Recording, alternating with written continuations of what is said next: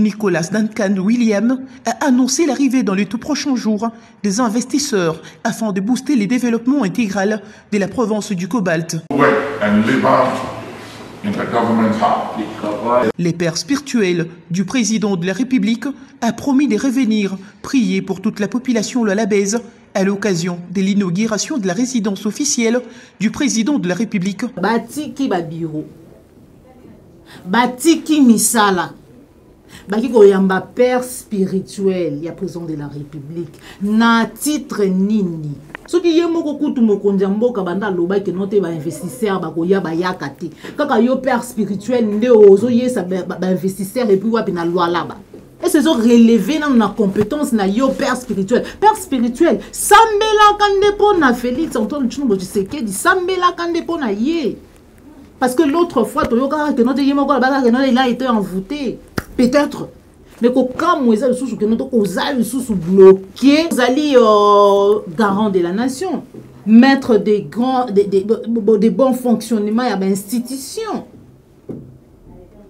Alors qu'aux alliés, quand il faut prendre la décision, il y a des troupes kenyanes, c'est sans l'installation du gouvernement. Père spirituel au Kenya. Voilà là où il faut aider les présidents de la République. Parce que tout le temps, il est bloqué. Alors, il faut beaucoup prier pour lui. Pour attaquer siège à SID. Siège à SID. Pas batoyer des pèses. Bangwana bazo kima. Bango wana. Ce qui bilan est vraiment largement négatif. Violence est comme art. Dès le moment où violence est comme art.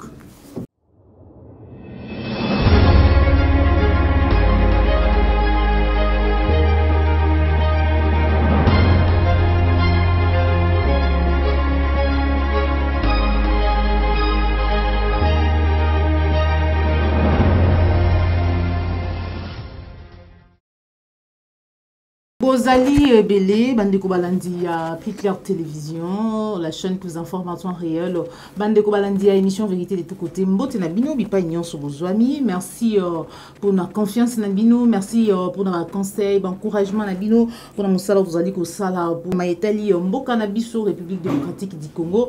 Vous informer en temps réel, c'est notre devoir, mais surtout la vraie information. Dès la salle les Sengo, Moukomolelo, Mukota la Banda Nabino, pour être tous la maïtali mboka na biso le lenge na muti koloba après présentation il y a programme il y a gouvernement Sama Lukonde investiture salami to koloba yango na kati ya émission na biso mukolo lelo to kotala le lenge nini ba membre ya gouvernement bazala ki ovationné tant bazali kokota na salle ya plénière to kolobela ngona kati ya émission na biso mukolo lelo mais aussi to kolobela maïsala maki to pe maïleka ki juste après investiture ya gouvernement comme d'habitude tango bato lo lenge na lo lenge ba yaka na bisika o to bengi hémicycle ya Assemblée nationale toujours et encore ba dégâts to pe ba sabotage to benga sous to ba gnote biloko ezalaka toujours saccagé to kolobela ngona kati émission na biso mukolo lelo mais c'est qui est plus grave. Je me pose la question, c'est peut-être aussi la question est belle, bazali komi tourne arrivé, il y a père spirituel, il y a Ndeko, Félix Antoine Tshilombo Tshisekedi na ngambo ya loi là-bas. Akende koluka nini, c'est vraiment grave. To kolobela on a quatre émissions na biso mukolo lelo, mais ce qui est encore plus gravissime ndenga na lobaka parfois c'est déclaration oyo Ndeko Félix Antoine Tshilombo Tshisekedi sali les sous une fois encore bloqué avant investiture il y a gouvernement à l'obéité il est bloqué pour n'en poser certaines décisions na maïtali sécurité ya bandeko na biso to pe sécurité ya République démocratique du Congo nde yango vraiment ko sala eta ko senga na ba député ya union sacrée basala moi lo mbango pour être investiture ya gouvernement et salama pour être gouvernement ezala installé pour être à coca ba décision parce que là comme décision là comme gouvernement ezala qui nano investité donc il ne pouvait pas prendre une décision en rapport na maïtali insécurité, peut-être ce qui justifie silence naie. Donc on a na quatre émissions na biso mukolo mwalelo, mais nangambo ya bandeko ya SID, tout ça toujours déplorer lobby déjà après investiture ya gouvernement, ba militant et des postes, ba l'équipe du sous na siège ya SID pour na saccager, pour na attaquer ba militants, affrontement et salami entre les deux groupes, hein, les deux militants. Il y a un parti politique qui va tout le bélango na quatre émissions na biso mukolo mwalelo. Mais yambona banda déjà to beta masolo to peso solo la yango to ko kenena nous en image to zoa arrivé ya père spirituel ya ndeko Félix Antoine Tshilombo Tshisekedi oyo awuta ki Ghana, c'est un Ghanéen alongwe na mboka na bango aye na République démocratique du Congo, plus précisément na côté ya Lualaba na Kolwezi pa iwapi akende ki bongo kokutana na vice gouverneur oyo azali bongo kokamba province ya Lualaba mikolo yo apamboli alobi ete investisseur bakoya na mikolo ezali koya alobi ete en tout cas tolanda nano on se retrouve tout à l'heure. En provenance de Kinshasa, le père spirituel du chef de l'État Félix Antoine Tshilombo Tshisekedi a foulé les sols de Kolwezi, la capitale provinciale du Lualaba, ce samedi 24 avril 2021. L'archibishop ghanéen Nicolas Duncan William a eu droit à un accueil chaleureux de la part du vice-gouverneur et gouverneur ad interim qui a fait les déplacements de l'aéroport en compagnie de son équipe gouvernementale. Les députés provinciaux étaient également dans sa suite. Les pères spirituels du président de la République a, à travers une prière, imploré auprès des dieux la prospérité, la paix et pour l'accroissement économique de la province du Lualaba. Il a déclaré aussi des paroles prophétiques des bénédictions sur le Lualaba et son gouverneur intérimaire, Fifi Masuka Saini, une dame stratège capable de relancer les développements de la province conformément à la vision du chef de l'État. L'homme des dieux a également prié pour la femme numéro 1 de la province ainsi que de toute la population lualabaise en général. Nicolas Duncan William a annoncé l'arrivée dans les tout prochains jours des investisseurs afin de booster les développements intégral de la province du Cobalt.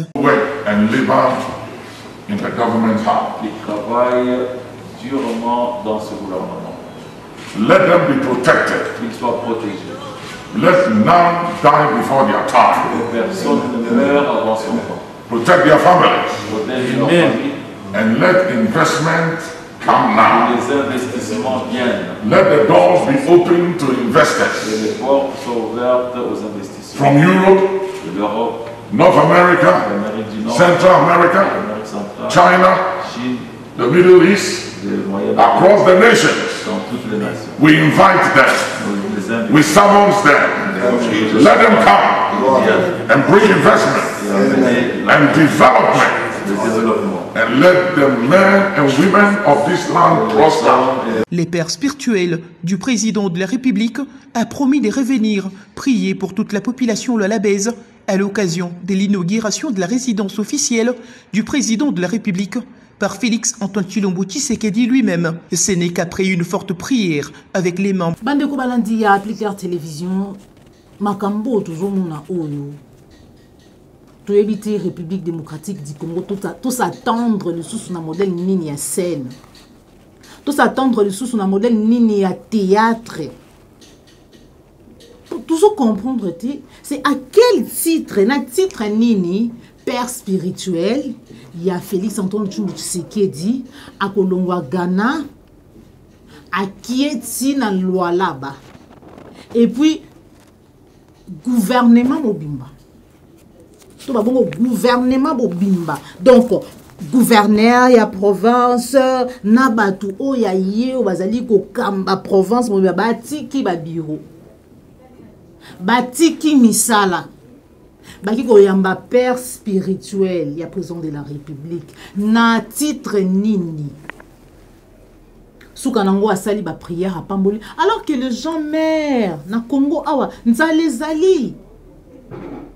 Nzale zali na mboka oyo, batu bako kufa na nzala. Pour ne pas parler de l'insécurité, parce que y a l'obéité à Koka qui azaki bloqué, azali bloqué. Moyen de décision makambetali parti est des salités. Mais ne fût-ce qu'une prière. Prière au pasteur. Je suis désolé. Au Ghana, aux pères spirituels, il y a un déco Félix Antoine Tshisekedi. Mais à quel titre? Abi investisseur bakoya. Ce qui est moko kutu mokondiambo kabanda loba ke note ba investisseur bakoya ba yakati. Kaka yo père spirituel nde ozo yesa ba investisseur et puis wapi na loi là-bas. Et puis wapi na loi là-bas.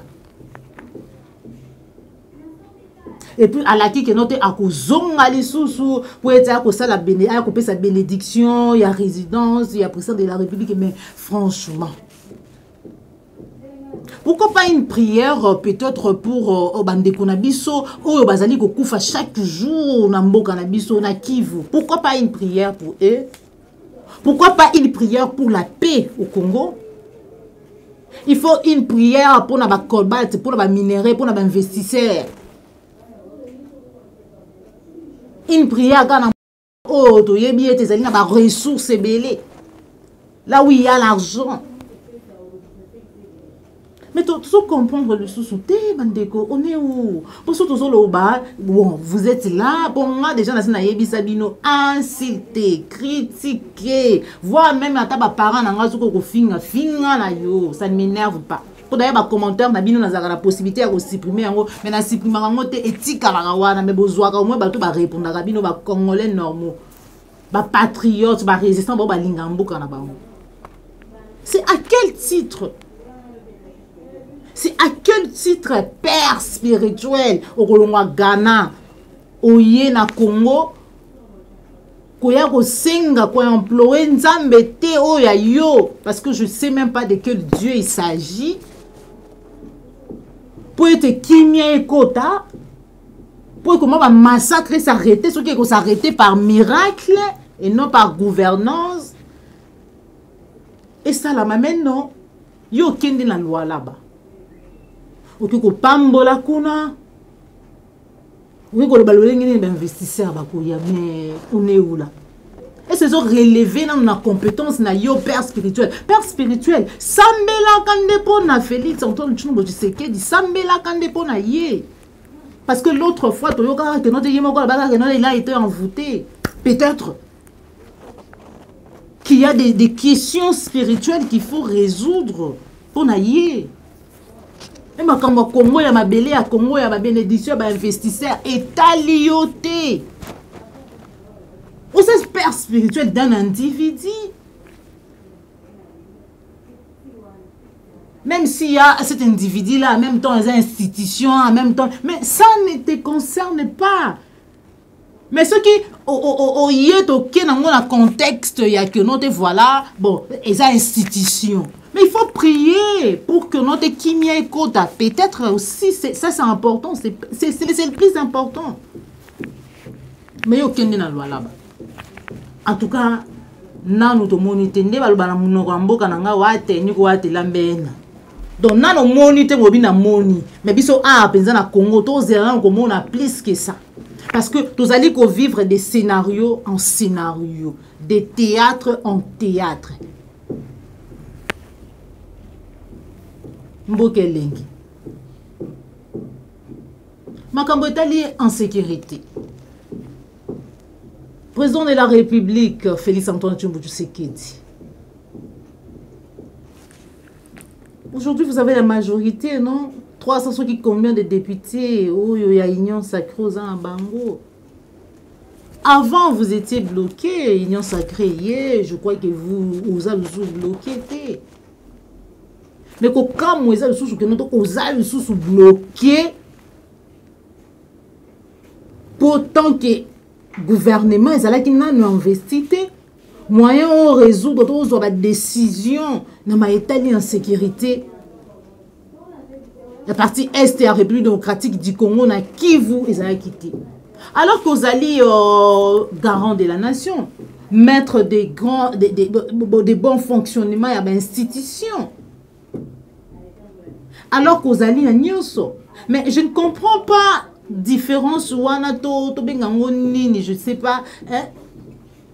non comprendre non quand il faut prendre la décision il y a ba troupe kenyan ba kota na kati ya mabele na biso pour être ba ya ko éradiquer to ba ya ko aider FARDC ba bundisa entre parenthèses banguna là c'est sans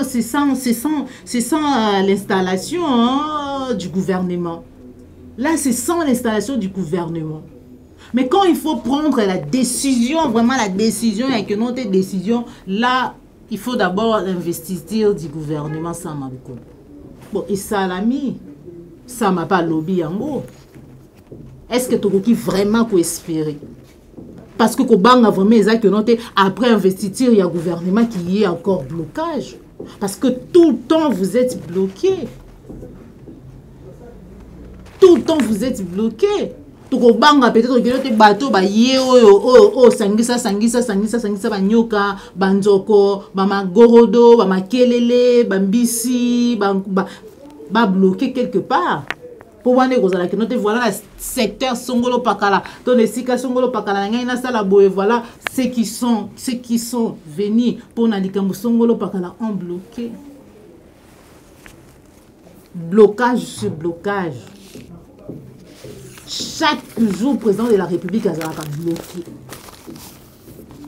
Na chaque instant, il y a une décision, songolo pakala, to asala, likambo songolo pakala, il y a toujours blocage. Père spirituel au Kenya, voilà là où il faut aider les présidents de la République. Parce que tout le temps, il est bloqué. Poisoua, décision, et makambo tali, insécurité, il est bloqué. Alors, il faut beaucoup prier pour lui. Parce qu'il semble qu'il est vraiment bloqué. Donc,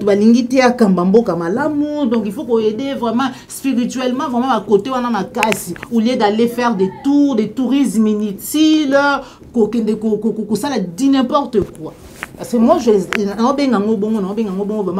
n'importe quoi. Investiture à gouvernement Salami. Total le lengeni ba membre gouvernement bazokota tant bazaki kota na salle ya plénière le lengeni bazaki ovationné par des Congolais, je ne sais pas comment les appeler, naïfs ou pas, mais tu dis que non comme d'habitude batu ba rikitaka ba Congoli batu comme ça ba ovationné bango et puis souka na ngondeni ni soukaki. On se retrouve tout à l'heure.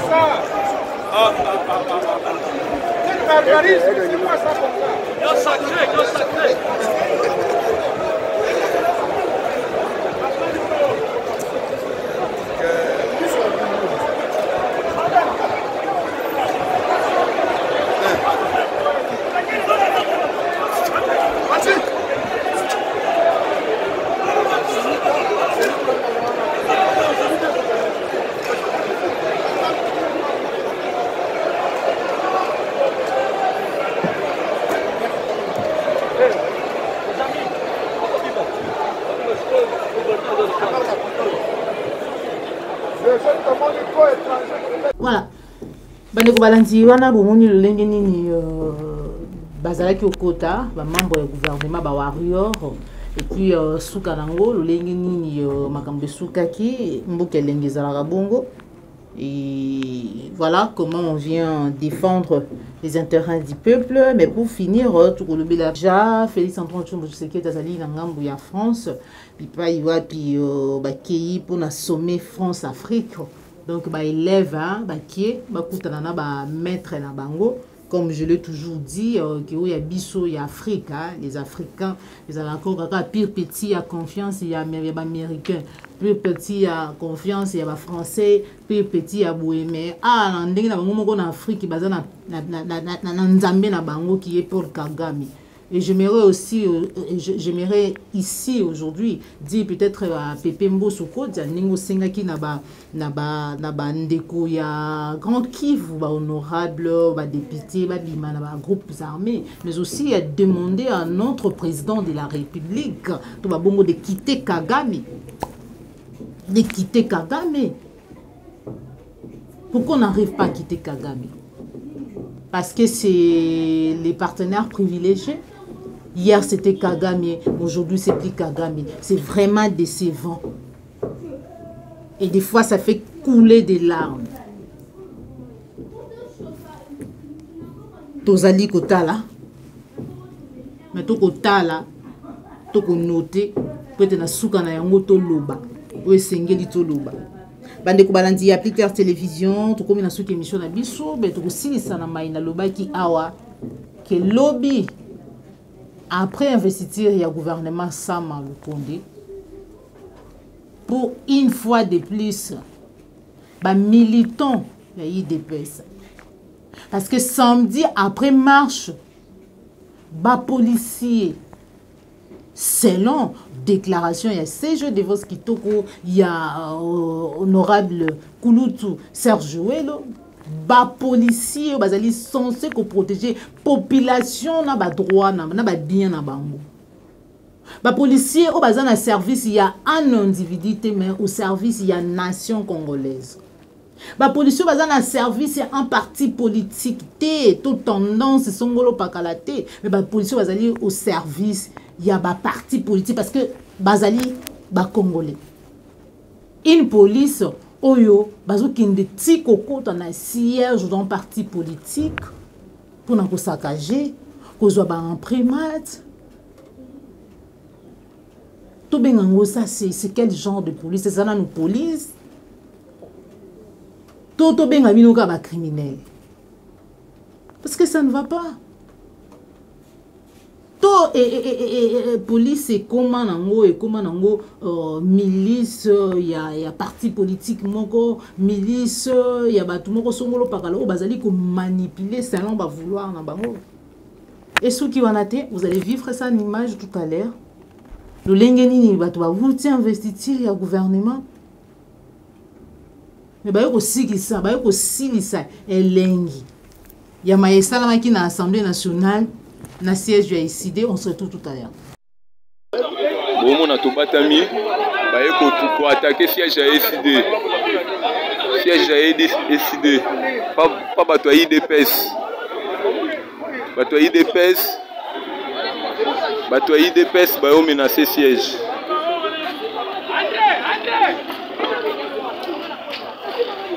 Batoyer d'EPS, bah on menace siège. Bah encore le lundi, bah encore le lundi.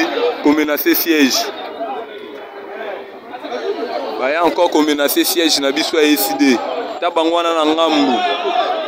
Bangwana na ngambu bazo take bango pa bato ya SID. Bangwana bazo kima. Bango wana. Baya qu'on menace siège. Bato ya IDPS bao bazalaki na parlement. Baya qu'on menace siège. Voilà, bande ko balandi ya applique Clair Télévision, bomoni le lenge nini. Makambo salami entre ba militants ya IDPS na ICD. ICD bazaki na siège na bango. Mais le lenge bandeko o ya IDPS ba militants oyo bazalaki l'Assemblée nationale ba yé ko attaquer bango. Ça fait très mal. Et tout ça, laissez-moi tout solo là, tout le bayango. C'est quand déjà, tu as dit qu'on sentit que notre bilan est largement négatif. Hein? Violence et comme vraiment art. Ce qui bilan est vraiment largement négatif. Violence et comme art. Dès le au moni batu oh violence et comme art. Pour la bango. La police a commis voilà pour résoudre le problème, il y a un individu, bon. Et non, un problème, il y a société, il y a communauté. Mais tout ça va. Je dis un grand merci à Congolais Nyonso. Congolais Nyonso, merci aussi. Nous avons la Munka, Bongo. Nantila ya mon amboka Adolphe Mouzitou. Le président Martin Fayulu m'a dit. En image pensa vous allez comment on a noté malgré bazo bêta gaz lacrymogène. Mais population azali toujours à Poussani à Zongi, et Martin Fayulu m'a dit. Je ne sais pas. Tant on a na moni image oh je me suis dit azoluka moko na Congolais résistant tout babongo. Parce que tout le monde a une image. Le bac a monaté. Mais ceux qui a monique et non te bazali ko agressé mutu. Total une image. Le lengeni ni bandaki avec les présidents Mouzitou et puis lengeni ni aiko souka na les commandants du peuple. Martin Fayulu m'a dit résistance à la population congolaise. On se retrouve et puis on se dit au revoir.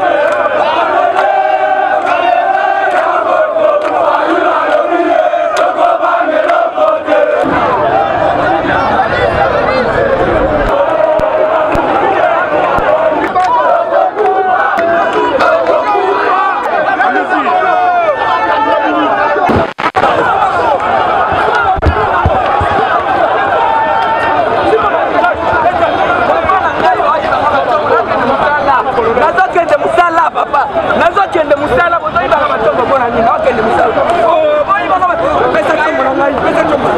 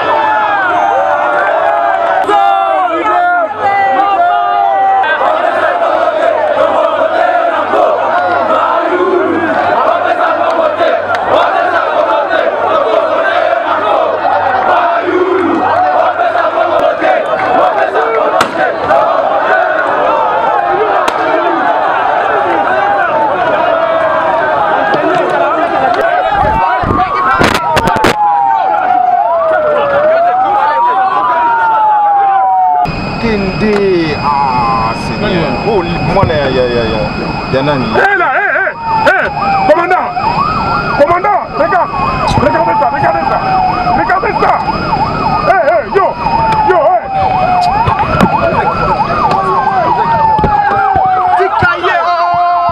Chef, Asali Nini. Est-ce que vraiment le conseil a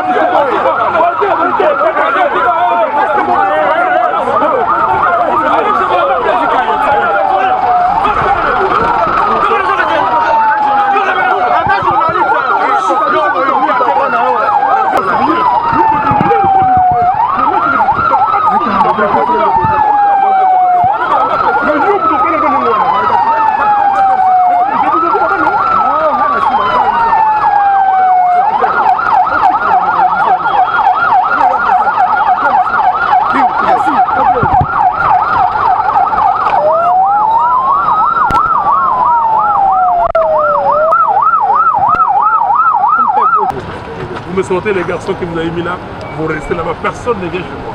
Cher ami, Yosa Congolais, Yosa Congolais. Alors, personne ne vient chez moi. Ok, ceux qui ont dit que Boyan n'a aucune maladie, ok, personne, je ne veux voir aucune jeep de militaire chez moi. C'est que un pas moto, pas de jeep. Oui, les gens ici. Mais non, mais ça sont mes gens. Ça sont vos gens. Mais vous allez nous accompagner. Je ne vais pas. S'il vous plaît, rentrez chez vous. À partir d'ici, vous rentrez, monsieur. Chef, on a déjà fait ce que vous voulez. Tout ce que l'on voit. S'il vous plaît, je ne veux pas d'habitude. Aujourd'hui, je vous demande de rester là. Sortez-moi les hommes qui est là. Je vous demande, ne me demandez rien. Vous m'avez déjà demandé là-bas, vos collègues, je les ai écoutés. Et maintenant, vous me laissez rentrer chez moi. Seul. Où est Malco?